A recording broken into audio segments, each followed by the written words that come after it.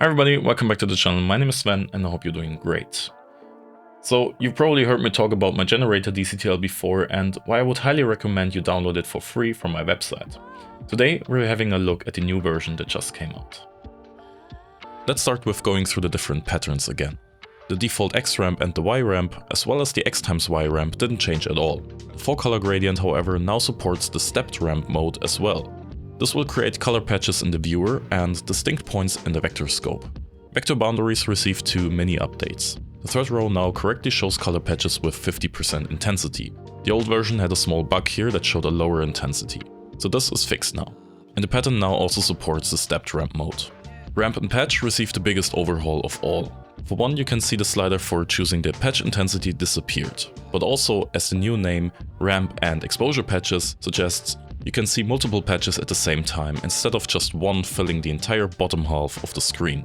These patches now show the following intensities: black 18% mid-gray, 50% gray, 100% white, 200, 300, 1000 and 10,000. And if you watch my video about the color space transform OFX, you might get how those values are important and why I chose them. And an additional dropdown lets you choose the color space in which these patches are created. So you can, for example, exactly pinpoint the value for mid-gray in the color space that you're working in. Most of these values are calculated from the exact transfer functions based on the white papers by each manufacturer. But since some transfer functions are not openly published as white papers, I had to approximate the values for some color spaces. But those are only a few that are not that important anyway. The most common ones like DaVinci Intermediate, Arilog C, ACES CCT, etc. are based on the white papers. So how's this pattern useful? For one, you can easily pick the 18% mid-gray patch to create an anchor point for your custom curves, so when you now add contrast around this anchor, you will not move the exposure as a side product. You can also use this patch to reference whether your node tree added brightening or darkening, and then compensate accordingly. I also find it quite helpful to see what's going on in the highlights and shadows with the extended patches. You can easily see if the blacks are crushed or lifted by the adjustments after the DCTL. The next pattern is a brand new one but fairly similar, color exposure patches. It also shows the same intensities in the selected color space, however, this one is based on the primary colors. So you can see these colors in the vector scope as well. It is useful, for example, for showing how our DRT treats highly saturated colors and how it rolls those off when they get brighter. The frequency ramp is still the same as in version 1, but the cube now defaults to 5 instead of 8 rows. This just felt like a better starting point, a better balance between showing enough resolution in the vector scope and also big enough patches in the viewer so you can see color transitions better. The hue ramp received one very small change. When you enable stepped ramp, the pre-post gamma slider now only affects the vertical axis.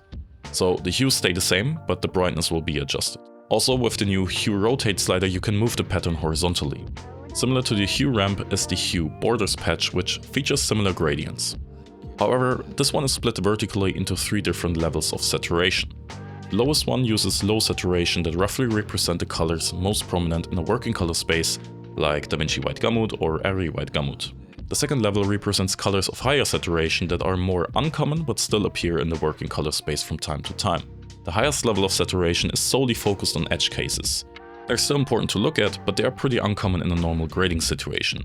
If you're not shooting a scene in a club or with police cars or emergency lights, you're not very likely to run into these colors. Then there's another new patch called Elizabeth. This one is simply a combination of various patches. It shows grayscale patches and a ramp, color patches as well as color ramps for each primary color, and a selection of so-called skin colors. Those are just arbitrary color values, roughly in the area where skin color would lie. They can help you see what a LUT is actually doing to skin. And the very last patch is the checkerboard. This one is also very simple and its size is dependent on the cube size slider. So you can use this tool for testing spatial effects such as blurs and grains. I used it to also test out lens node, which I have a full video about here on my channel. By the way, when you click show on top, you can see the pattern at the same time as the underlying image. Alternatively, you could of course also add a gradient power window with a softness of 0 and move it around. But I added it to the DCTL as well because that's just simpler. This doesn't work on all the patterns, but it does for the X ramp and the exposure patches, as well as the frequency ramp.